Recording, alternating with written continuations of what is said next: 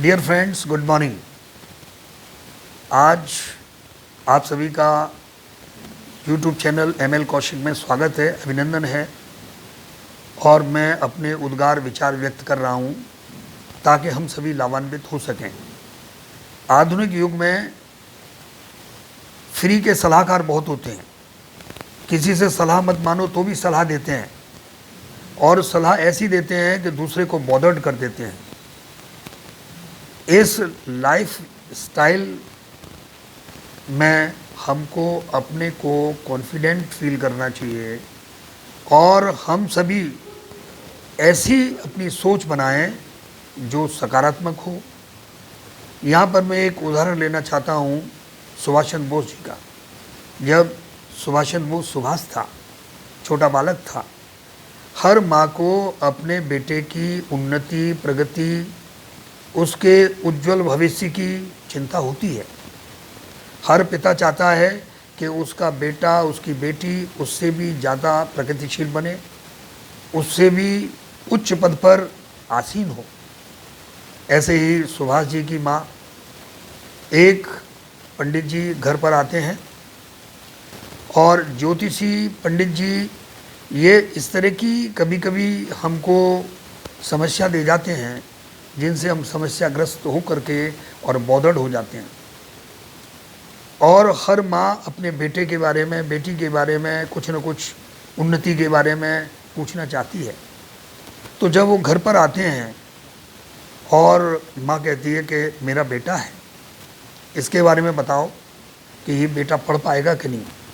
वो सुभाष को बुलाते हैं, सुभाष की हथेली को देखते हैं, हाथों को देखते हैं और कहते हैं सुभाष बहुत छोटा था, तो कहते हैं कि ये बालक नहीं पढ़ पाएगा। वो माँ कहती है कि ये बालक क्यों नहीं पढ़ पाएगा। बोले इसलिए नहीं पढ़ पाएगा क्योंकि इसके हाथ में तो विद्या की रेखा ही नहीं है। तो सुभाष कहता है कि विद्या की रेखा पंडित जी कहाँ होती है, ज्योतिषी महोदय कहाँ होती है विद्या की रेखा। आप हस्तरेखा विशेषज्ञ हैं, जरा कृपया मुझे बताएं कि वो रेखा कहाँ होती है। तो वो जो व्यक्ति हैं उनको बताते हैं कि विद्या की रेखा यहाँ होती है, इसको विद्या रेखा बोलते हैं। तो ऐसा सुनकर के माँ विचलित हो जाती है, परेशान हो जाती है कि मेरा बेटा पढ़ नहीं पाएगा। और सुभाष अंदर जाते हैं, किचन में जाते हैं, वहाँ चाकू लेते हैं और जहाँ पर जो स्थान बताया था उन पंडित जी ने, वहीं पर एक लाइन खींच देते हैं चाकू से और उसको काट देते हैं। ब्लीडिंग हो रहा है और सुभाष बोल्ड होकर के पंडित जी के सामने जाता है, जहाँ माँ और पंडित जी बैठे हुए। कहा, पंडित जी अब बताइए मैं पढ़ पाऊँगा कि नहीं। यानी उस छोटे से बच्चे में कितना आत्मविश्वास। और कहता है कि रेखा मैं खुद बना दूंगा।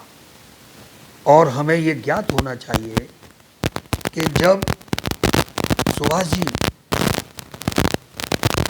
के अंदर देशभक्ति का भाव था, वो जाग रहा था, तो देश की सेवा करना चाहते थे। देशभक्ति की जो ज्वाला थी वो उनके दिमाग में, उनके दिल में धधक रही थी। और उसी समय उनके पिताजी ने कहा कि आप क्लास 1 ऑफिसर बनो। उस समय आईसीएस की परीक्षा हुआ करती थी। उनके पिताजी ने कहा कि आईसीएस की परीक्षा उत्तीर्ण करो।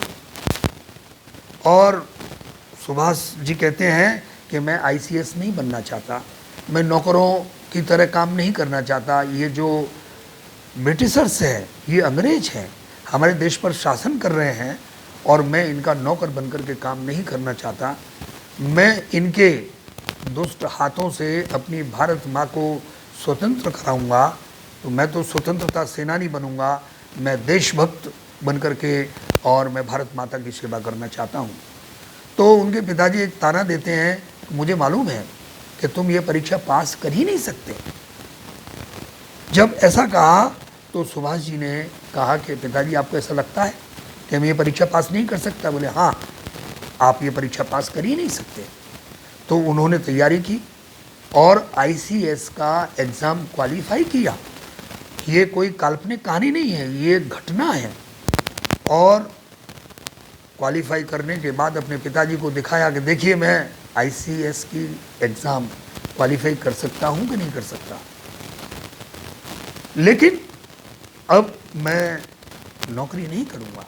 मेरा ध्येय राष्ट्र सेवा है, देश सेवा है, और यहाँ कितने गुलाम हैं, उन सभी भारतवासियों को जो गुलाम हैं उनको गुलामी से मुक्त कराना है।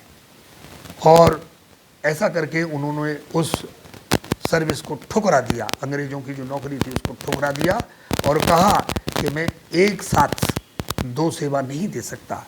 एक तो मेरे भारत माँ की सेवा है, दूसरा इन अंग्रेज़ों की सेवा मैं नहीं कर सकता। तो मेरा जो विकल्प है वो भारत माता की सेवा है और मैं भारत माँ की सेवा करूँगा।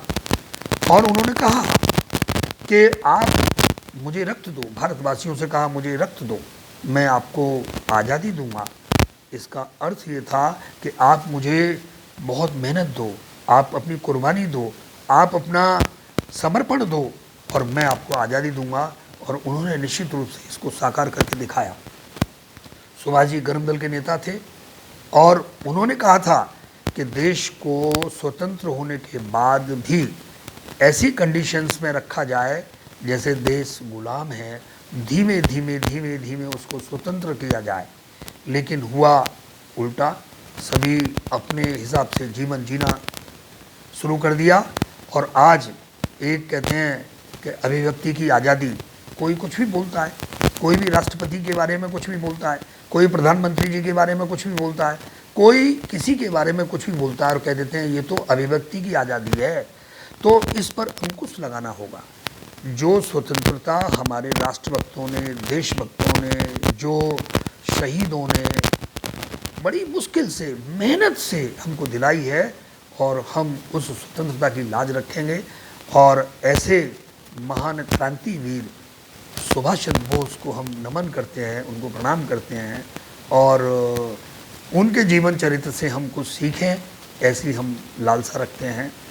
इसी के साथ सभी को बहुत बहुत नमस्कार, धन्यवाद।